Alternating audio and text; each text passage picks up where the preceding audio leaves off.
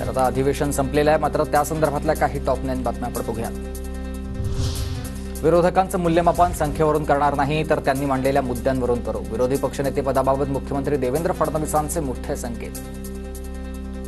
पक्षाचं आकलन किंवा मूल्यमापन हे संख्येने करणार नाही, तर महाराष्ट्राच्या हिताकरता ज्या ज्या गोष्टी विरोधी पक्ष मांडेल त्या स्वीकारण्याची या ठिकाणी हमी देखील आम्ही घेतलेली आहे. विरोधी पक्षनेते पदाबाबतचा निर्णय मुख्यमंत्री उपमुख्यमंत्री घेतील. लोकसभेत विरोधी पक्षनेता नव्हता, पण सगळ्यात मोठ्या पक्षाला मान दिला होता, तसं काही घडेल. दिलीप वळसे पाटील यांचं वक्तव्य.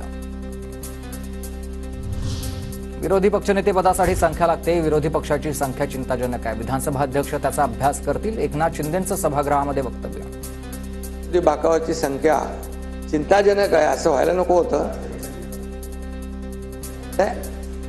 अध्यक्षांचा अधिकार आहे, तो अध्यक्ष त्याच्यावर अभ्यास करतील.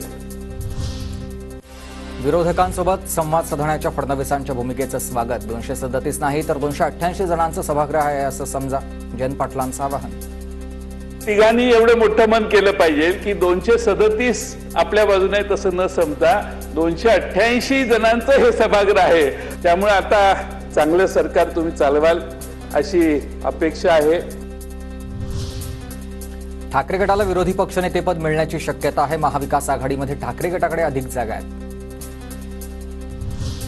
डॉक्टर बाबासाहेब आंबेडकरांच्या संविधानाची आठवण काँग्रेसनं 50-60 वर्षात का ठेवली नाही? पंतप्रधान नरेंद्र मोदींनी संविधान दिन सुरू केलाय. काँग्रेसनं मात्र 2 वेळा डॉक्टर बाबासाहेब आंबेडकरांना पराभूत केलं होतं. शिंदेंचा काँग्रेसवर निशाणा. पुन्हा येणार म्हणणारे 5 वर्षांनी पुन्हा आलेत आणि त्यांच्यामध्ये झालेला बदल आज भाषणातून दिसलाय. जयंत पाटलांचा फडणवीसांना टोला.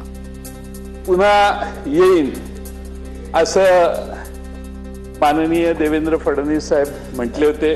5 वर्षाच्या कालखंडात त्यांनी एक आमूलाग्र बदल केला की विरोधी पक्षाच्या बरोबर संवाद साधण्याचा पुन्हा प्रयत्न केला. शिंदे अजूनही गृह खात्यावर ठाम. टीव्ही 9 मराठीला सूत्रांची माहिती आहे. काल रात्री वर्षा निवासस्थानी झालेल्या बैठकीतही तोडगा निघाला नसल्याची माहिती. खातेवाटपावरचा घोळ अजूनही कायम आहे. 3 ते 4 दिवसात मंत्र्यांचा शपथविधी होण्याची शक्यता. सूत्रांची माहिती.